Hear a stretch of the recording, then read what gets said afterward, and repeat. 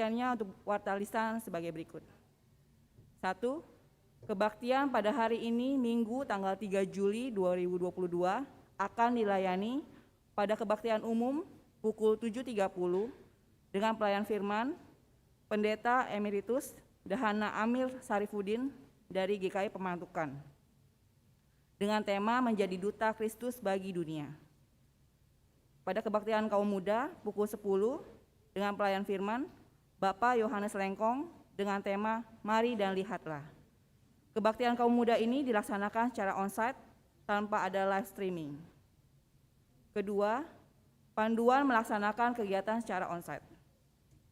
Berdasarkan surat edaran dari BPM SW GKI Sinode Jawa Barat, sehubungan dengan munculnya subvarian Omicron BA4 dan BA5 yang tingkat penularannya cukup tinggi, maka kami menghimbau kepada jemaat agar tetap mematuhi protokol kesehatan pada saat hadir beribadah atau kegiatan lainnya yang dilaksanakan secara onsite, baik di dalam gedung maupun di luar gedung gereja, dengan tetap perlu memperhatikan beberapa hal.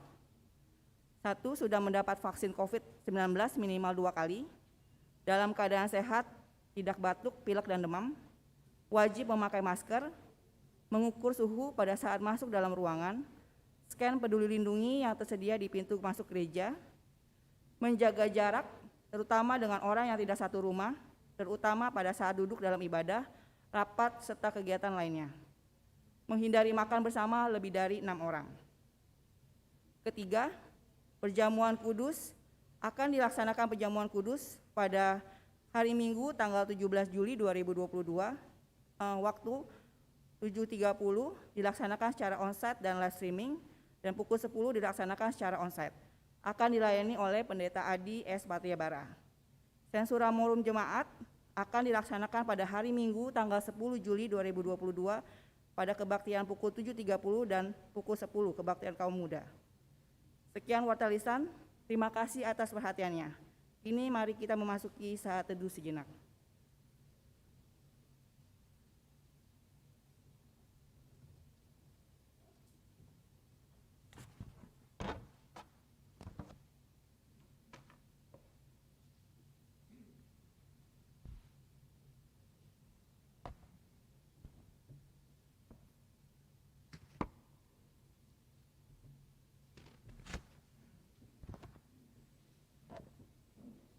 Jemaat yang dikasihi Tuhan, mari kita awali ibadah pagi ini dengan panggilan beribadah secara berbalasan menurut Yesaya 43 ayat 10 sampai dengan 13 dalam bahasa Indonesia masa kini.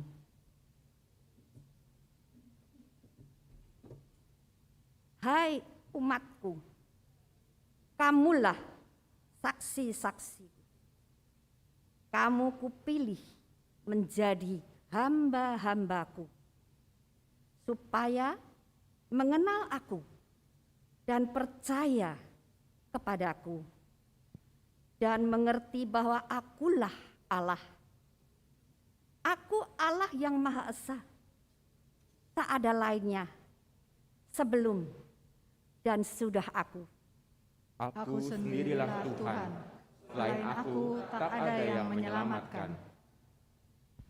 Aku telah memberitahukannya kepadamu, akulah yang menyelamatkan kamu, dan bukan ilah asing yang ada di antara kamu. Dan kamulah yang menjadi saksi-saksiku, dan aku ini Allah. Untuk selamanya aku tetap Allah. Tak ada yang dapat luput dari kuasaku atau menghalangi rencanaku. Mari kita datang memuji dan menyembah Allah, Sang Pencipta kehidupan.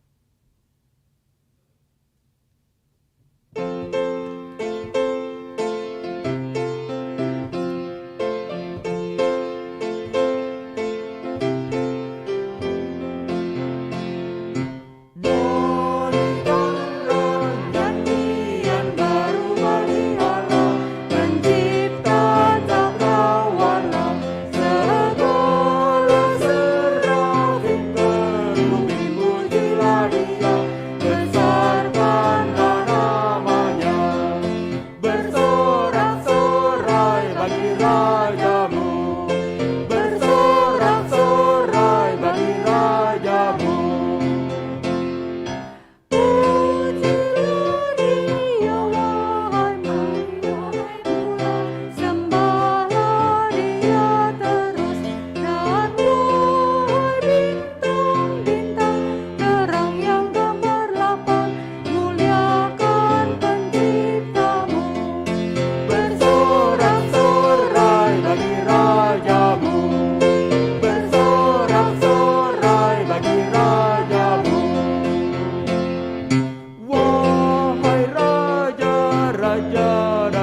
besar di bumi yang memerintah dunia. Teruna anak darat yang tua dan yang muda, ucap syukur padanya. Bersorak-sorai bagi rajamu, bersorak-sorai bagi rajamu.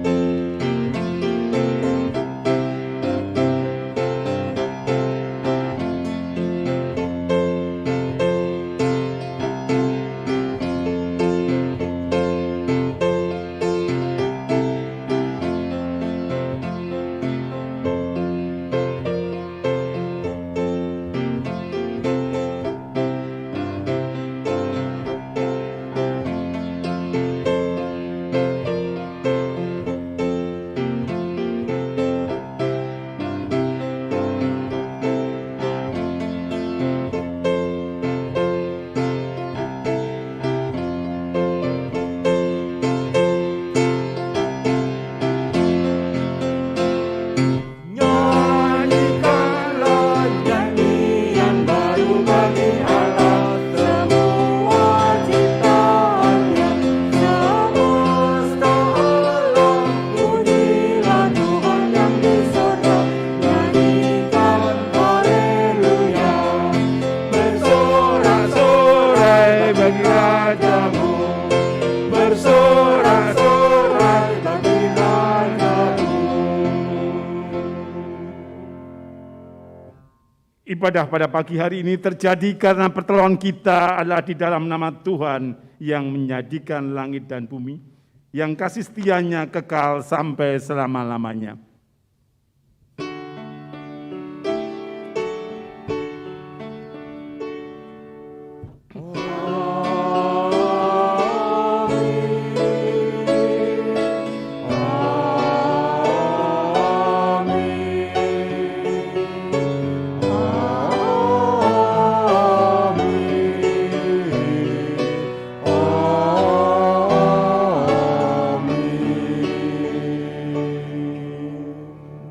Kasih karunia Tuhan Yesus Kristus dan kasih Allah dan persekutuan Roh Kudus menyertai kamu sekalian. Dan menyertai saudara juga.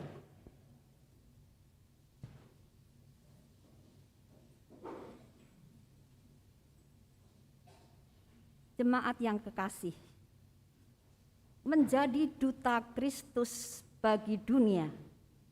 Demikianlah tema ibadah kita saat ini,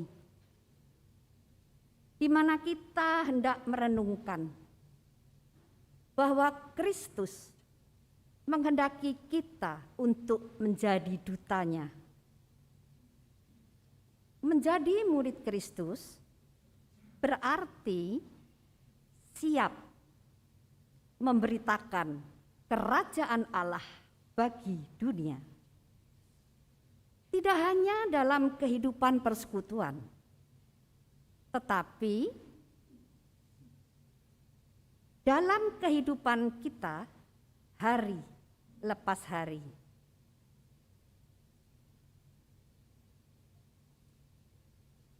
Umat Tuhan, menjadi duta Kristus berarti menjadi utusan yang membawa nama Kristus yang mulia dan ajaib. Kemanapun kita melangkah, dalam kondisi apapun, identitas kita sebagai seorang Kristen selalu melekat dan tidak pernah lepas dari Sang Kristus itu sendiri. Namun, harus kita akui bahwa hidup kita masih sering tidak berpadanan dengan identitas kita sebagai duta-duta Kristus. Bukannya menjadi duta, kita malah buta dengan segala keinginan dan nafsu diri yang menghalau pandangan kita dari Kristus. Bukannya menjadi saksi, tetapi tidak jarang kita pun sangsi akan kuasanya. Nah, jemaat, mari kita mengakuinya di hadapan Allah.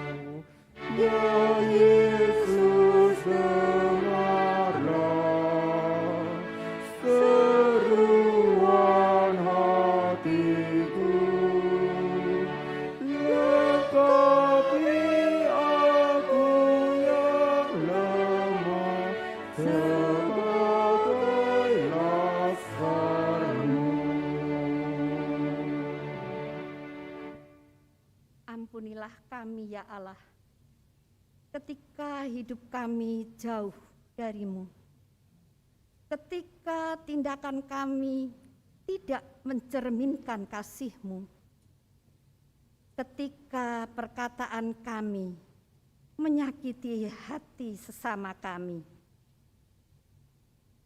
Ampunilah kami ya Allah, tolonglah kami untuk hidup menjadi duta-Mu,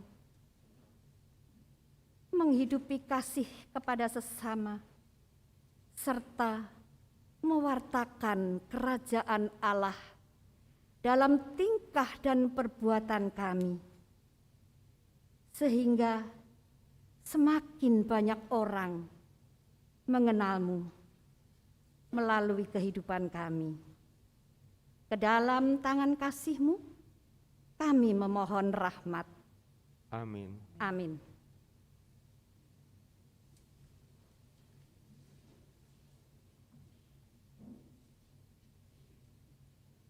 Ketika kita mengaku segala dosa dan pelanggaran kita, serta hidup dalam percaya kepada Kristus, maka Ia mengampuni kita. Kabar baik ini disaksikan oleh Petrus dalam Kisah Para Rasul 10 ayat 42 dan 43 yang demikian. Dan Ia telah menugaskan kami memberitakan kepada seluruh bangsa dan bersaksi bahwa Dialah yang ditentukan Allah menjadi hakim atas orang-orang hidup dan orang-orang mati. Tentang Dialah semua nabi bersaksi bahwa barang siapa percaya kepadanya, ia akan mendapat pengampunan dosa oleh karena namanya. Demikianlah berita anugerah dari Tuhan. Syukur kepada Allah. Hiduplah dalam damai dengan semua orang. Salam damai. Salam damai.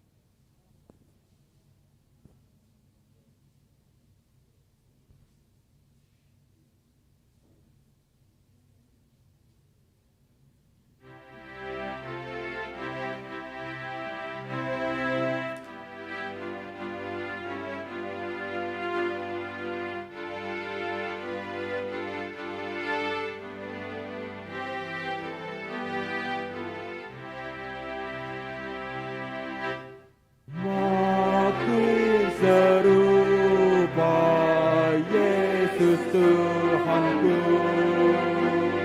Inilah sungguh kerinduanku, makin bersabar, lembut dan merendah, makin setia dan rajin bekerja. Ya Tuhanku, ku berikan padamu hidup penuh dan hatiku segenap. Hapuskanlah semua dosaku, jadikanlah ku milikmu tetap. Makin serupa Yesus Tuhanku, setiap hari ini doaku. Makin bergiat menjadi muridnya, makin berani menjadi saksinya. Ya Tuhanku, ku berikan padamu hidup penuh dan hatiku segenap. Hapuskanlah semua dosaku, jadikanlah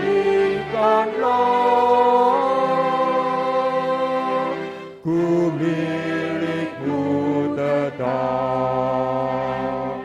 Makin serupa Yesus Tuhanku, ini selalu cita-citaku. Makin bertambah di dalam kasih-Ku, makin bersungguh menyangkal diriku. Ya Tuhanku, ku berikan padamu hidup penuh dan hatiku segenap. Hapuskanlah semua dosaku, jadikanlah ku milikmu tetap.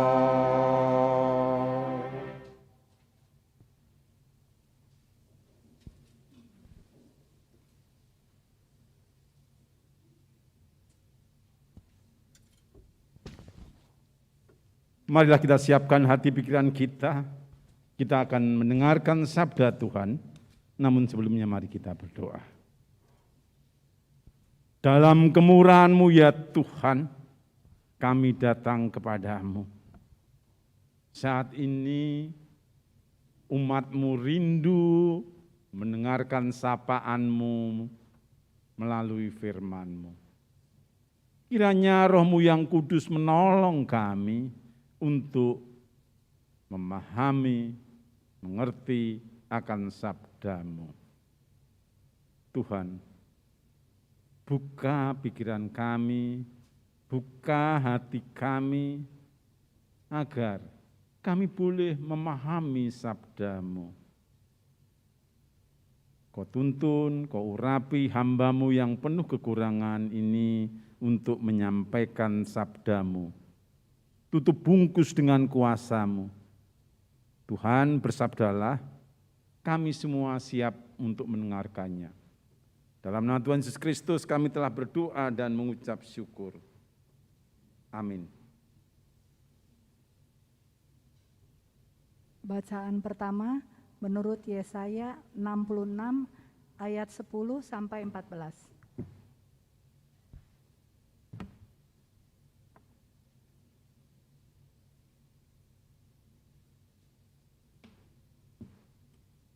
Bersukacitalah bersama-sama Yerusalem, dan bersorak-soraklah karenanya, hai semua orang yang mencintainya. Bergiranglah bersama-sama dia segirang-girangnya, hai semua orang yang berkabung karenanya. Supaya kamu mengisap dan menjadi kenyang dari susu yang menyegarkan kamu, supaya kamu menghirup dan menikmati dari dadanya yang bernas.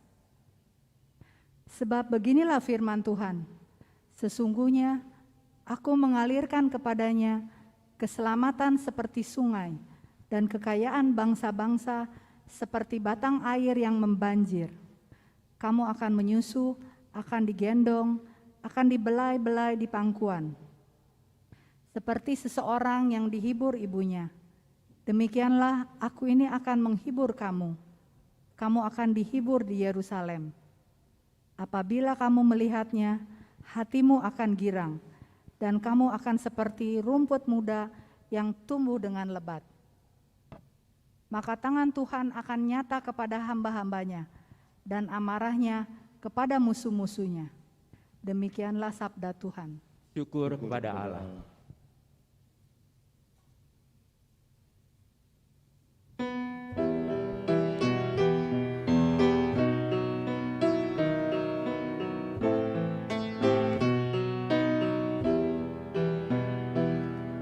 Bersorak-sorailah bagi Allah, hai seluruh bumi.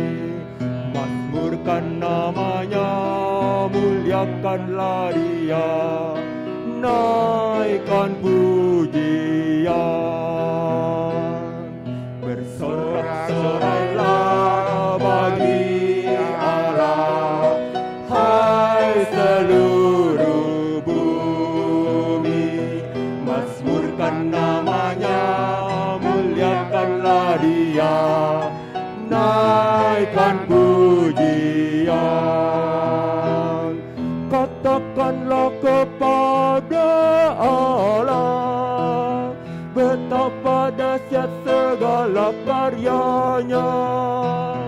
Seluruh musuh tunduk kepadanya, dan seluruh bumi sujud menyembah. Bersorak-sorailah bagi Allah, hai seluruh bumi. Mazmurkan namanya, muliakanlah dia, naikkan pujian. Pergilah lihat karya Allah, ya dahsyat dalam perbuatannya. Ya ubah laut menjadi tanah yang kering, dan umatnya pun dapat menyeberang. Bersorak-sorailah bagi Allah, hai seluruh bumi. Mazmurkan namanya, muliakanlah dia, naikkan pujian. Dengan kuasa yang memerintah, matanya mengawasi bangsa-bangsa. Memberontak tak dapat tinggikan diri, sebab itulah kita bergemar. Bersorak-sorailah bagi Allah, hai seluruh bumi. Mazmurkan namanya, muliakanlah dia, naikkan pujian. Hai bangsa-bangsa pujilah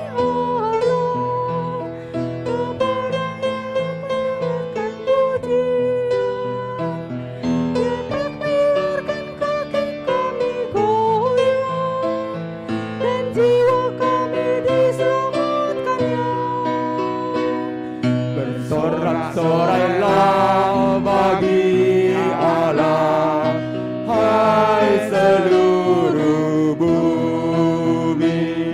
Mazmurkan namanya, muliakanlah Dia, naikkan pujian.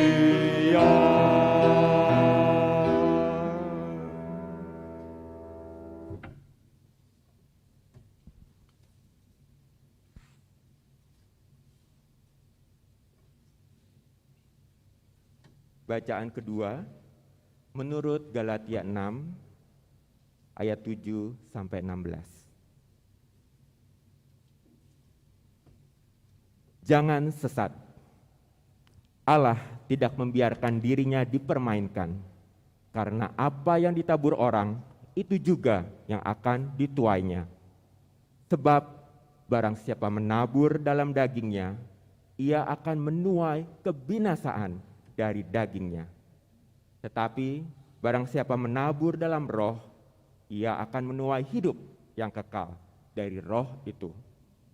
Janganlah kita jemu-jemu berbuat baik, karena apabila sudah datang waktunya, kita akan menuai jika kita tidak menjadi lemah.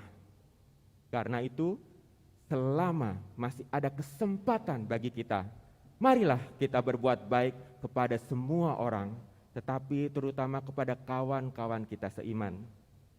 Lihatlah bagaimana besarnya huruf-huruf yang kutulis kepadamu dengan tanganku sendiri. Mereka yang secara lahiriah suka menonjolkan diri, merekalah yang berusaha memaksa kamu untuk bersunat, hanya dengan maksud supaya mereka tidak dianiaya karena salib Kristus. Sebab mereka yang menyunatkan dirinya pun tidak memelihara hukum Taurat. Tetapi mereka menghendaki supaya kamu menyunatkan diri agar mereka dapat bermegah atas keadaanmu yang lahiriah. Tetapi aku sekali-kali tidak mau bermegah selain dalam salib Tuhan kita, Yesus Kristus. Sebab olehnya dunia telah disalibkan bagiku, dan aku bagi dunia. Sebab bersunat atau tidak bersunat tidak ada artinya, tetapi menjadi ciptaan baru, itulah yang ada artinya. Dan semua orang yang memberi dirinya dipimpin oleh patokan ini, turunlah kiranya damai sejahtera dan rahmat atas mereka dan atas Israel milik Allah. Demikianlah sabda Tuhan.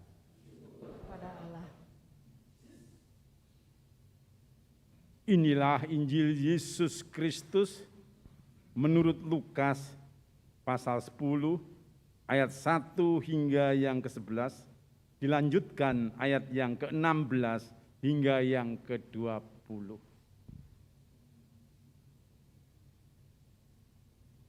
Injil menurut Lukas pasal 10 ayat 1 hingga 11, dilanjutkan ayat 16 hingga yang ke-20. Kemudian daripada itu, Tuhan menunjuk 70 murid yang lain. Ia mengutus mereka berdua-dua mendahuluinya ke setiap kota dan tempat yang hendak dikunjunginya.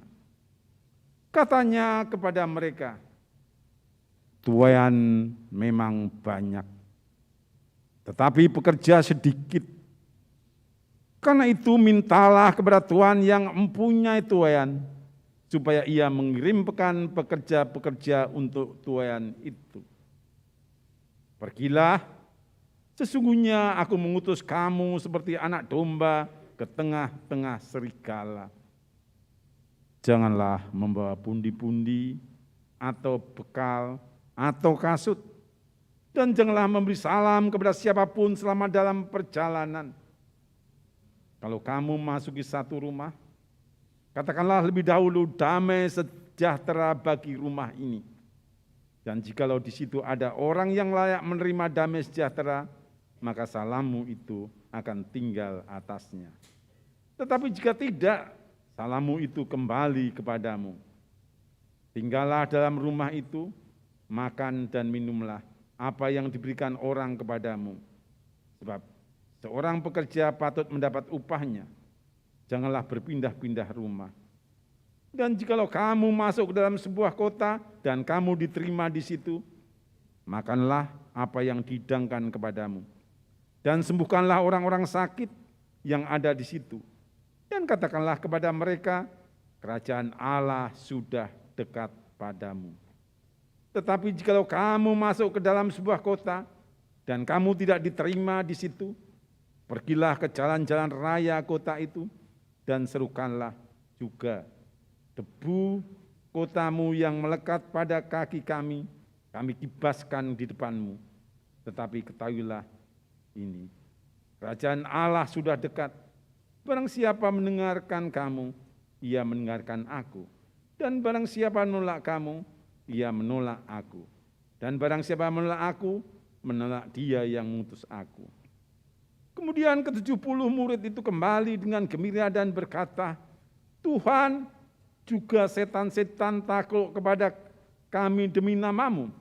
Lalu kata Yesus kepada mereka, aku melihat iblis jatuh seperti kilat dari langit. Sesungguhnya aku telah memberikan kuasa pada kamu untuk menginjak ular dan kalajengking, dan kuasa untuk menahan kekuatan musuh, sehingga tidak ada yang membahayakan kamu. Namun demikian, janganlah bersukacita karena roh-roh itu takluk kepadamu. Tetap bersukacitalah karena namamu ada terdaftar di surga. Demikianlah Injil Yesus Kristus. Yang berbahagia adalah mereka yang mendengarkan sabda Tuhan dan yang memeliharanya. Haleluya.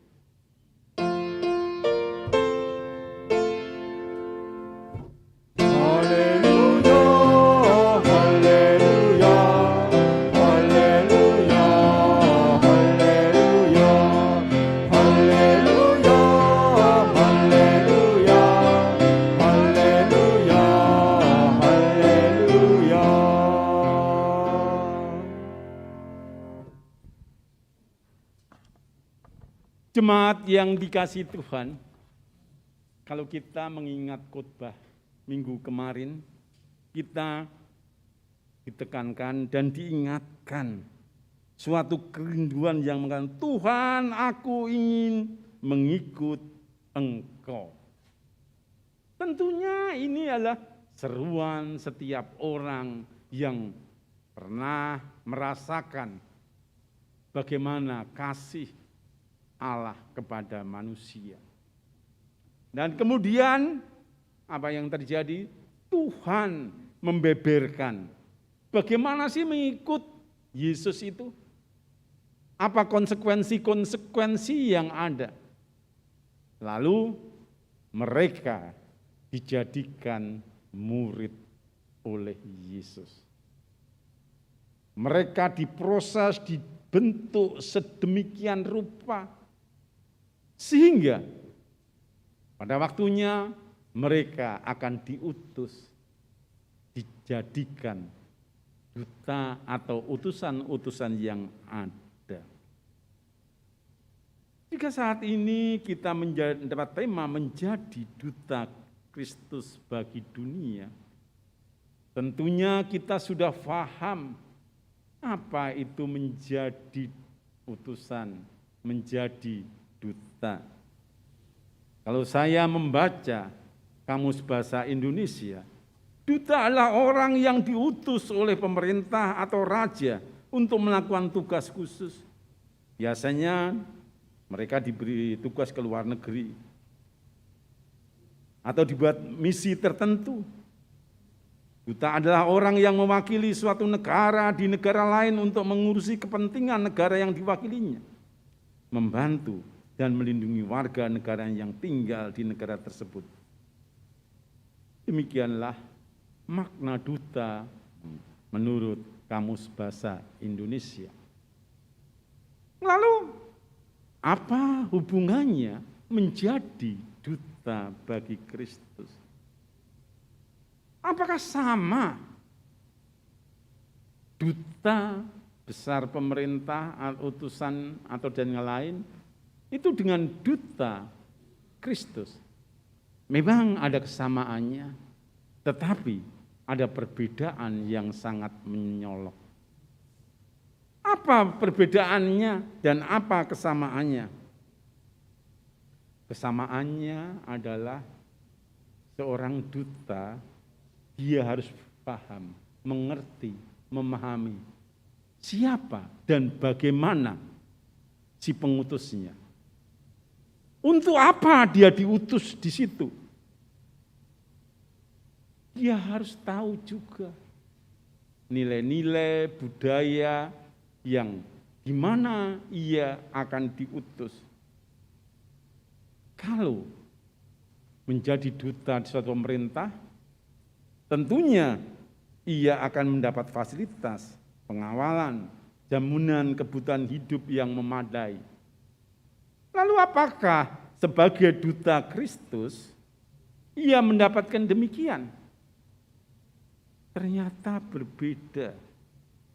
Menjadi duta Kristus bagi dunia sangat berbeda. Di mana duta itu tidak dapat fasilitas seperti yang diberikan oleh duta-duta lain. Kalau duta dalam negara, dalam suasana damai, enak. Tetapi duta Kristus berbeda. Tadi dikatakan bahwa seorang duta Kristus itu ditempatkan bukan di tempat damai. Justru ia bagaikan seekor anak domba di antara serigala. Ini sangat menakutkan dan mencekam. Tentunya ini membuat utusan atau duta ini sport jantung.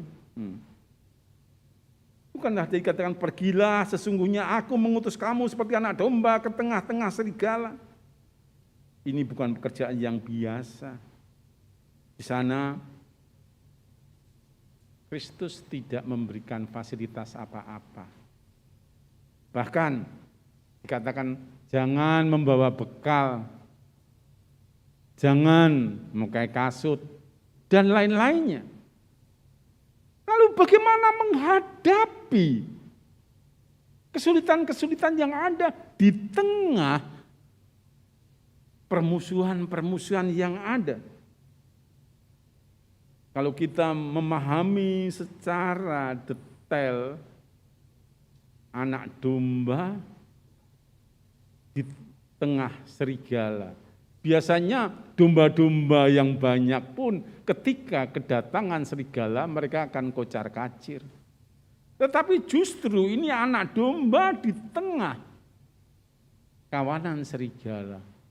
Sungguh dibutuhkan sesuatu yang spektakuler. Lalu bagaimana duta ini menghadapi masalah-masalah, problem-problem yang begitu berat itu? Ancaman yang sangat sadis membuat nyali duta atau utusan itu ciut. Apakah ia mau pergi menjadi duta atau utusan atau tidak? Apakah mereka harus melengkapi diri dengan segala sesuatu yang mereka perlukan? Ya kalau kita pikirkan seperti seorang prajurit jika perang dia harus latihan dulu. Ternyata di sini tidak. Justru Yesus melarangnya. Membawa pundi-pundi, membawa bekal, atau kasut dan lain-lainnya. Bahkan melarang memberikan salam kepada orang. Di sana tadi Yesus menetapkan tugas sebagai seorang duta. Di mana ia atau seorang duta diberi kekuatan, kuasa untuk menyembuhkan orang-orang sakit dalam rangka memberitakan kerajaan Allah. Mereka diutus untuk melakukan segala sesuatu dengan tuntunan Tuhan. mewartakan kerajaan Allah. Yesus juga mengingatkan kepada duta yang ada atau murid-murid yang ke-70 itu, siapa yang menyambut mereka di rumahnya dan siapa yang menolaknya. Tidak usah marah kalau ditolak. Kalau diterima, terimalah apa adanya. Sehingga di situ ketika ada orang sakit bisa disembuhkan. Tentunya ini tidak mudah. Memerlukan suatu kekuatan yang luar biasa. Dan tentunya banyak yang menolak. Bagaimana nanti kehidupannya? Dan ketika mereka berangkat, apa yang terjadi? Dari laporan-laporan setelah mereka pulang, sungguh luar biasa. Ternyata mereka sukses melakukan tugas sebagai duta. Dikatakan bahwa setan-setan pun tunduk pada mereka. Segala penyakit yang ada atas nama pengutus, ia sembuhkan. Inilah kesan yang ada dalam pengutusan Injil tadi.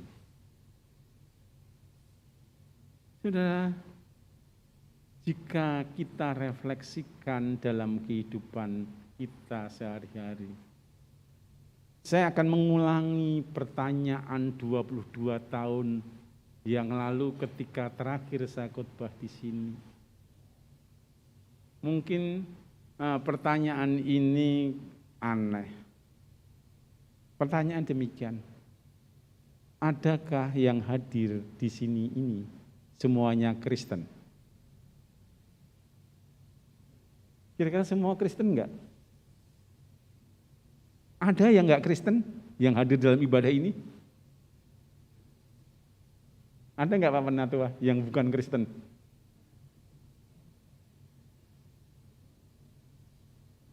Enggak tahu? Hah? Enggak, ini bukan anggota. Pertanyaan saya, adakah yang hadir di ruangan ini bukan orang Kristen? Ternyata 22 tahun sampai sekarang jawabannya juga sama, masih bingung. Yang jadi pertanyaan adalah, berikutnya adalah, apa itu Kristen itu? Ya kan? Kristen adalah pengikut Kristus. Tadi kan ada di khotbah kemarin, tadi ada suatu judul khotbah kemarin itu, Tuhan aku ingin mengikut Engkau. Nah, sudah menjadi Kristen berarti sudah mengikut Yesus ya. Itu konsekuensinya ya kan. Datang ke sini sudah mengikut Yesus. Iya Bu ya. Kalau nggak mengikut Yesus, ya ngapain ke sini jauh-jauh? Ini masih pandemi, ngotot ke sini, iya kan? Mending nggak gitu. Begitu juga mereka yang sekarang nonton secara streaming, ya lah. Ngapain nonton kayak gitu? Kalau aku belum Kristen, gitu. Nah, ketika kita Kristen mengikut Yesus, ya, saya kira udah berapa tahun kita diproses, dibentuk oleh Yesus. Saya terakhir di sini 22 tahun yang lalu, udah lama banget. Sedangkan 70 murid tadi, baru berapa lama? 3 tahun dibentuk dan diproses. Lalu ketika Yesus mengatakan kepada kita, maukah kita ini menjadi duta Kristus bagi dunia? Kira-kira mau enggak ya? Kita diutus menjadi duta atau utusan bagi dunia.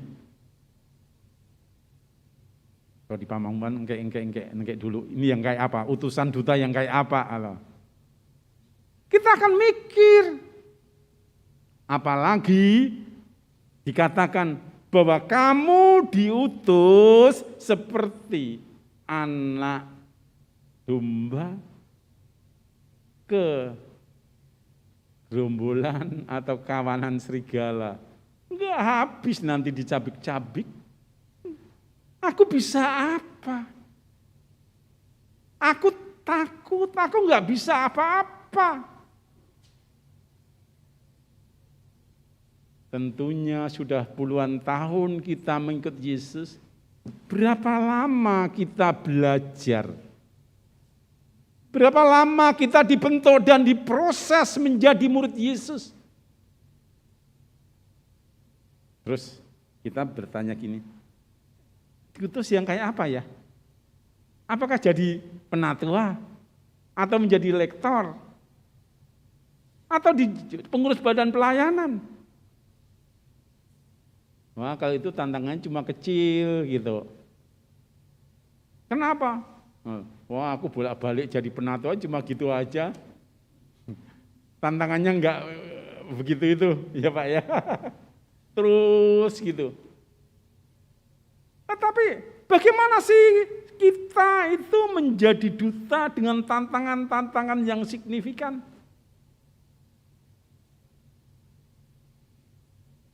Seringkali kita bingung. Tapi benar enggak? Nanti kita dapat kuasa. Bisa mengusir setan, bisa itu menyembuhkan orang sakit. Udah ada enggak yang selama ini diberi kuasa itu? Saya di GKI Pamanukan, kalau ada jemaat yang sakit, saya berharap saya enggak dipanggil untuk mendoakan. Kenapa? Kalau ketika aku doakan seringkali lewat malah. Jadi saya bingung, enggak ada kuasa. Kayak gitu. Lalu kuasa yang kayak apa? Menyembuhkan orang. Lalu apakah saya bisa?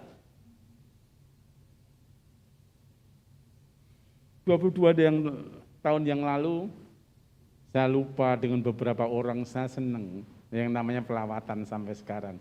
Tadi saya cerita-cerita, di sana melawat ke rumah sakit, ke penjara, ke jemaat-jemaat, saya suka sekali. Entah yang saya lawat nanti bersama dengan penatua itu sembuh atau tidak, itu urusan Tuhan. Jangan merasakan bahwa itu semua adalah prestasi kita. Tuhan akan memproses, membentuk kita semua. Sudah ada satu pengalaman saya suatu saat tahun 85 ketika saya di drop out dari STT Jakarta tahun 85. Wah, saya stres, saya bingung saya. Mau apa ini? Cita-cita kandas saya. Saya pengen pulang ke Jawa Timur. Pulang. Mending bunuh diri aja ketemu orang itu. Tetapi saya di situ ketemu dengan seorang akhirnya tahu dia seorang penatua di suatu desa di GKJW di Perbatasan Gresik Mojokerto. Saya ngaku saya mahasiswa STT Jakarta padahal drop out-an. Hari Sabtu itu, saya sampai di perbatasan di rumahnya, kan saya sekolah, mahasiswa STT, terus diajak pelawatan. Hati saya gundah, hati saya resah, ngapain ini ya itu. Saya diajak pelawatan, ketemu seorang nenek-nenek.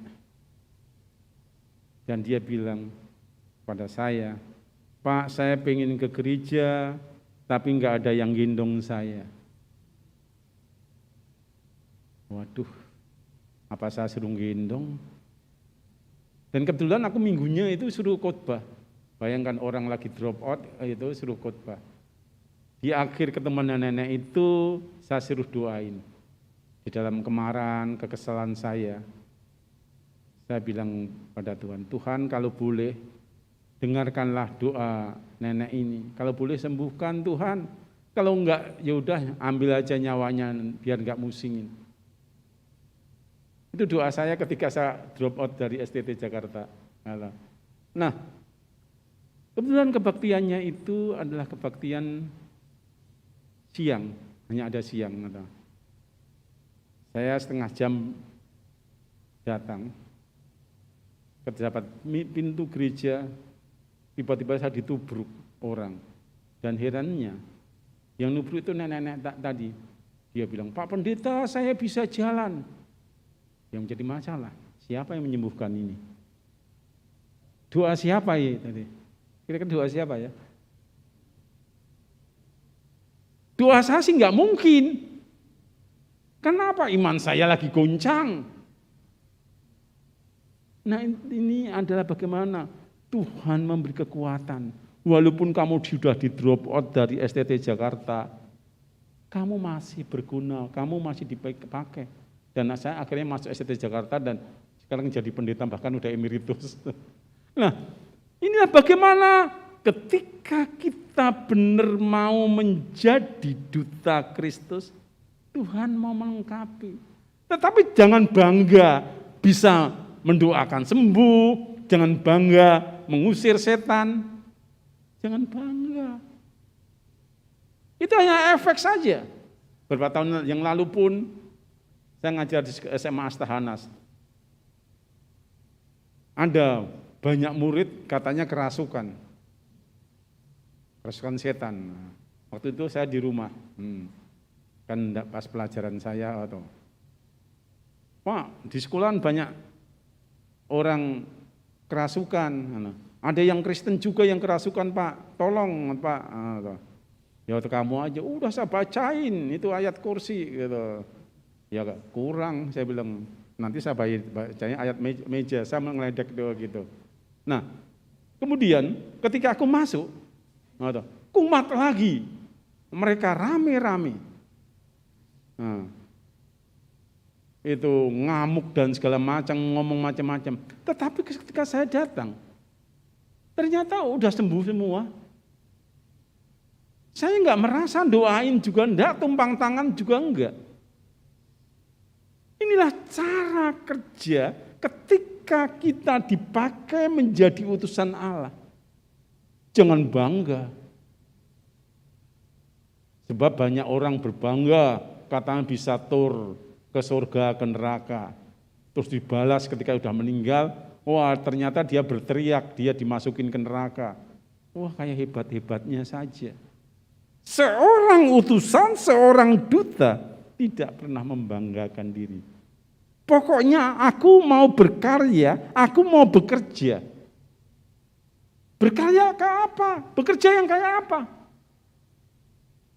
Lakukanlah dalam kehidupan sehari-hari kau.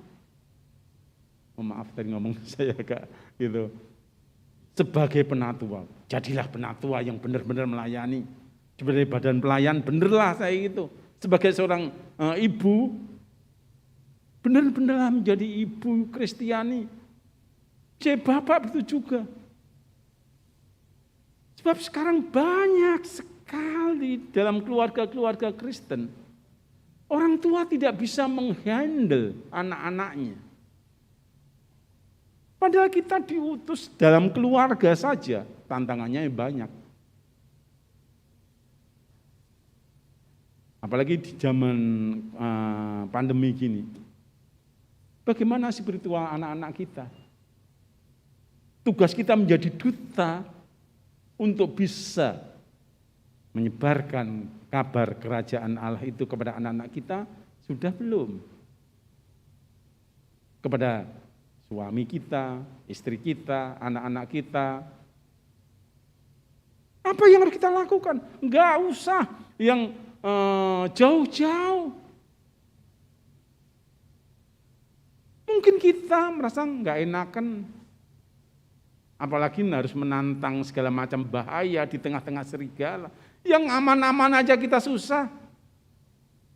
Kita maunya yang nyantai. Duta kayak apa akhirnya? Saya itu diutus apa? Marilah kita bersama-sama meyakini bahwa aku telah dibentuk, diproses berapa lama oleh Tuhan menjadi murid, menjadi pengikut Yesus. Sekarang tiba waktunya kita diutus. Apa kita mau melakukan tugas pengutusan ini atau ngacir pergi? Ah, bodoh amat. Kenapa? Aku tidak bisa, tidak punya kemampuan. Memang nggak punya kemampuan seperti anak domba mau menghadapi serigala, nggak punya. Tetapi percayalah bahwa Kristus telah mendampingi, menolong kita. Apapun masalahnya, apapun yang kita hadapi, kita akan diperlengkapi. Jangan takut. Dimulai dari keluarga kita sendiri. Saya berharap nantinya dari keluarga kita nanti kerajaan Allah pulih tersebar. Di mana Allah memerintah atas keluarga kita, anak kita, menantu kita, cucu kita, saudara-saudara kita. Sehingga kerinduan untuk hidup bersama Kristus itu terjadi. Jadi kan jangan sesat. Allah tidak mau dipermainkan. Apa yang kita tabur itu yang akan kita tuai. Seringkali di dalam Galatia tadi kita hanya menekankan ritual-ritual saja. Hal-hal yang kelihatan kedagingan saja. Tetapi sebenarnya spiritualitasnya kita seringkali mati. Biarlah pada pagi hari ini kita menyadari bahwa sebagai murid Yesus kita telah diperlengkapi untuk menjadi duta, menjadi utusan bagi orang-orang di sekitar kita. Dan nanti kita evaluasi, apakah kita dipakai atau tidak? Apakah hasilnya bagus atau tidak? Biarlah waktu yang menjawab. Sebab apa yang kita tabur, kita akan tuai nanti. Kiranya Tuhan memberkati. Amin.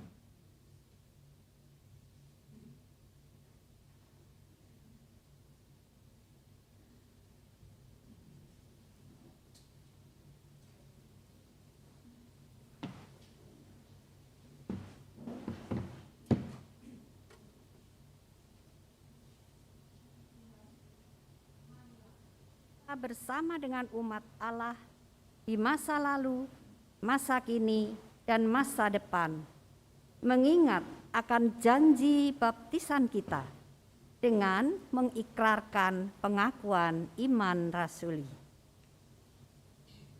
Aku percaya kepada Allah, Bapa yang Maha Kuasa, Khalik langit dan bumi, dan kepada Yesus Kristus, anaknya yang tunggal Tuhan, yang dikandung dari Roh Kudus, lahir dari anak darah Maria, yang menderita sengsara bahwa pemerintahan Pontius Pilatus, salibkan, mati dan dikuburkan, turun ke dalam kubur. Pada hari yang ketiga, bangkit dari antara orang mati, naik ke surga, duduk di sebelah kanan Allah, Bapa yang Maha Kuasa. Dan dari sana ia akan datang untuk menghakimi orang yang hidup dan yang mati. Aku percaya kepada Roh Kudus, gereja yang kudus, persekutuan orang kudus, pengampunan dosa, kebangkitan orang mati, dan hidup. Amin. Marilah kita bersama-sama bersatu untuk bersama menaikkan doa syafaat kita. Dalam kemurahan-Mu ya Bapa, kami datang kepadamu. saat ini Tuhan, kami hendak berdoa bagi bangsa dan negara kami. Di masa pandemi ini Tuhan, tolong beri kekuatan dan kemampuan kepada bangsa dan negara kami untuk boleh bertahan dan pandemi boleh berlalu. Kau berkati setiap pemimpin-pemimpin bangsa kami. Engkau sertai, Engkau bimbing Tuhan, agar mereka boleh memimpin bangsa dan negara ini dengan baik, sehingga bangsa ini Tuhan menjadi bangsa yang makmur dan sejahtera. Tuhan, saat ini kami juga hendak berdoa bagi gerejamu, Gereja Kristen Indonesia di Kaveling Polri. Engkau pimpin, Engkau berkati para pelayan, Engkau berkati Tuhan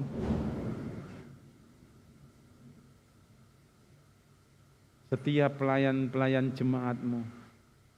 Berkati pendeta Adi Tuhan, berkati calon pendeta, Kau berkati para penatua, para pengurus komisi, beri semangat kekuatan Tuhan dalam melayani Engkau menjadi duta-duta-Mu. Kau lengkapi mereka, Engkau kuatkan mereka. Tuhan, kami juga hendak berdoa bagi tim Ukumene yang melayani dulu di luar sana, terutama mereka yang ada di lingkungan masyarakat sekitar.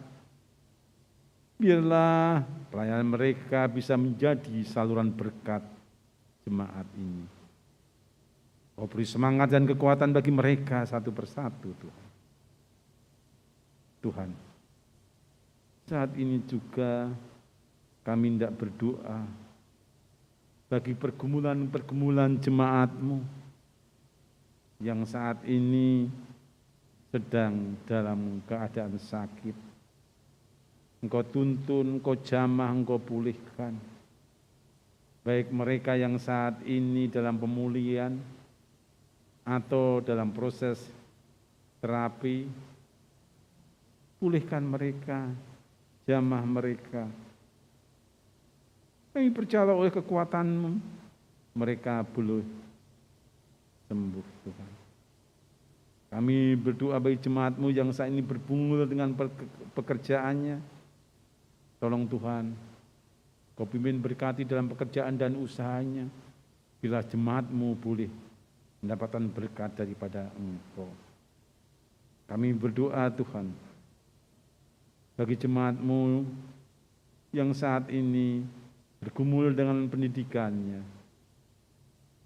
Kau tuntun berkati Tuhan, agar mereka boleh belajar dengan baik dan menghasilkan yang baik pula. Kami berdoa bagi jemaat kami yang saat ini menantikan kelahirannya. Engkau pimpin, Engkau berkati. Mereka yang mempersiapkan pernikahannya, tolong Tuhan, Engkau persiapkan mereka dengan baik. Bagi mereka yang mengalami duka cita karena ditinggal oleh orang-orang yang terkasih, Tuhan mendampinginya, menopang dan menguatannya. Terima kasih, kami berdoa juga Tuhan bagi saudara kami yang dalam usia lanjut, Engkau mendampingi dan menguatkan mereka.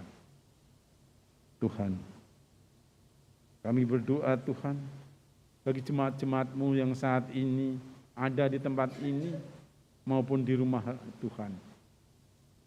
Engkau pimpin, Engkau berkati Tuhan di dalam pergumulan kehidupannya, sertai bimbing mereka. Tuhan, kami berdoa untuk kondisi keamanan dunia. Tolong Tuhan, Engkau boleh campur tangan di beberapa negara, Myanmar, Rusia dan Ukraina, atau di negara lain. Engkau sertai, Engkau pimpin mereka. Kami berdoa dengan Tuhan bagi pekabaran Injil-Mu di dalam menyatakan kerajaan Allah. Kau tuntun, Kau berkati mereka, Tuhan. Tuhan, kami berdoa Tuhan, bagi daerah-daerah yang dalam keadaan konflik. Tolong Tuhan Engkau mendamaikan mereka. Terima kasih Tuhan. Ajar kami berdoa seperti yang Kau ajarkan, yang kami lantunkan dalam pujian doa Bapa kami.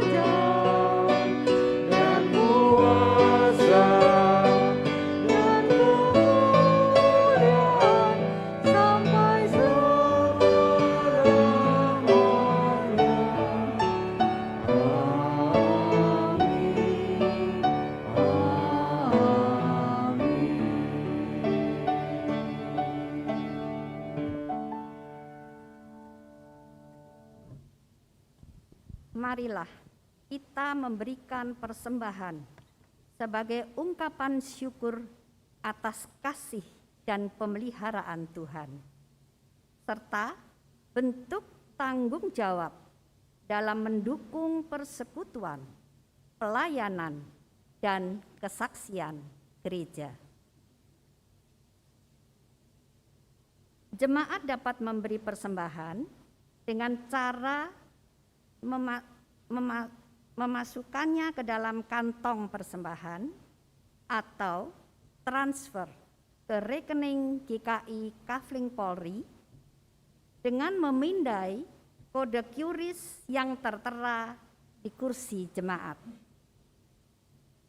Hal yang sama juga dapat dilakukan oleh jemaat yang mengikuti ibadah secara online, dan jemaat juga dapat mengumpulkannya ke dalam amplop dan akan diserahkan ketika nanti jemaat datang dalam ibadah minggu di gedung gereja. Mari kita memberi persembahan dan terus memuliakan Tuhan di dalam kehidupan kita. Ibrani 13 ayat 15 berkata, sebab itu marilah kita oleh Dia senantiasa mempersembahkan korban syukur kepada Allah, yaitu ucapan bibir yang memuliakan namanya.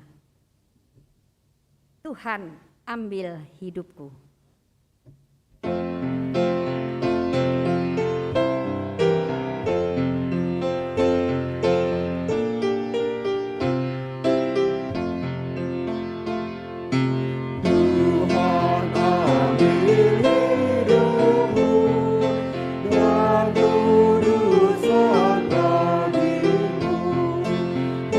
Waktu ku pakai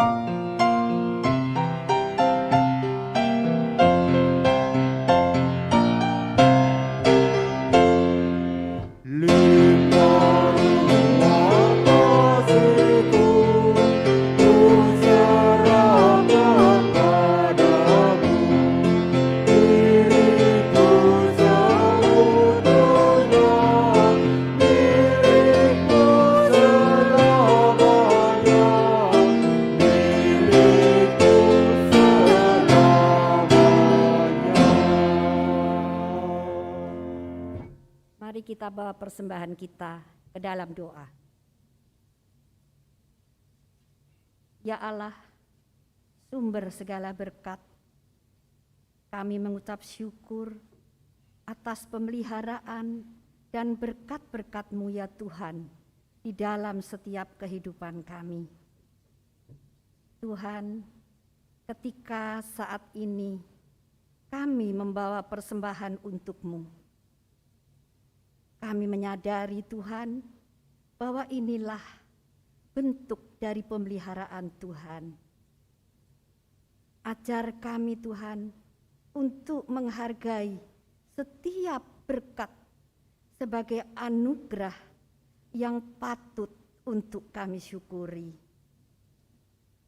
Terimalah persembahan kami ini, kuduskanlah ya Allah, sehingga persembahan yang kami bawa kepadamu ini akan membawa kemuliaan bagi nama-Mu. Terima kasih Tuhan, kami serahkan hidup kami selanjutnya, serta doa syukur ini hanya ke dalam kasih kemurahan Tuhan. Di dalam Kristus kami berdoa. Amin.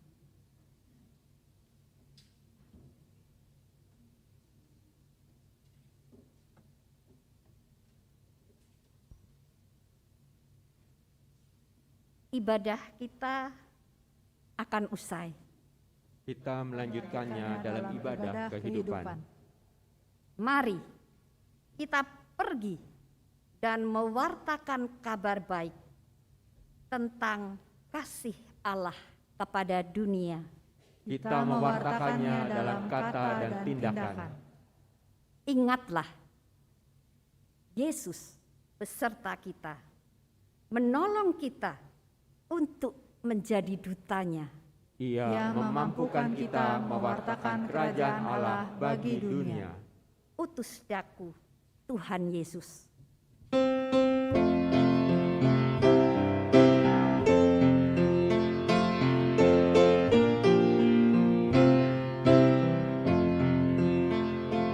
Utus aku, Tuhan Yesus, utus aku, utuslah.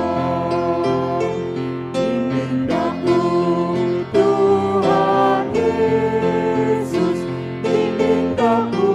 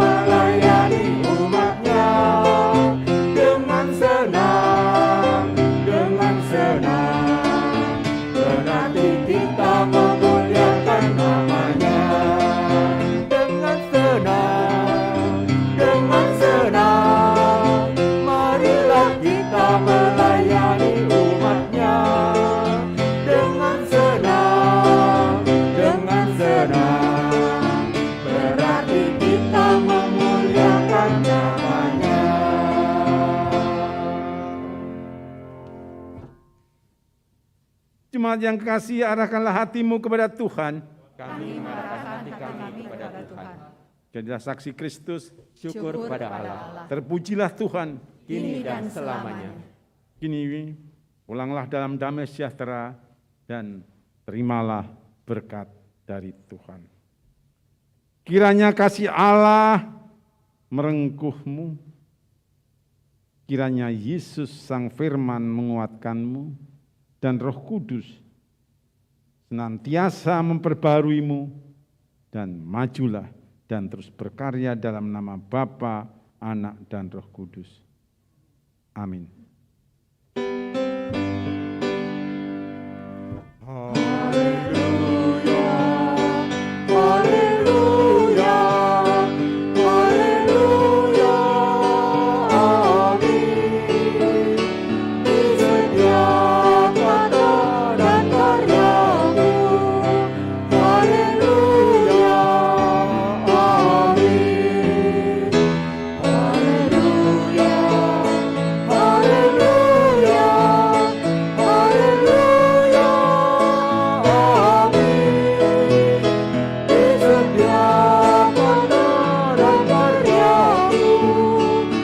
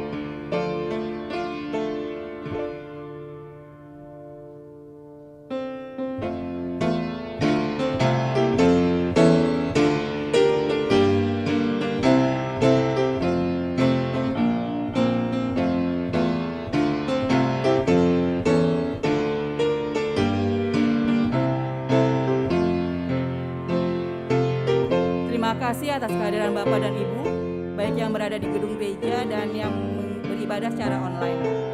Saat ini kami ingin menyapa jemaat yang mengikuti ibadah via kanal YouTube. Untuk Pendeta Adi Patriabara, Ibu Lice Herawati, Ibu Demak Sialagan, Bapak Tanjong, Saudara Ormon Sirato, Bapak Timothy Kandau, dan Saudara Tini. Kami mengundang Bapak dan Ibu yang mengikuti ibadah secara online untuk dapat beribadah bersama di gedung gereja pada minggu-minggu mendatang.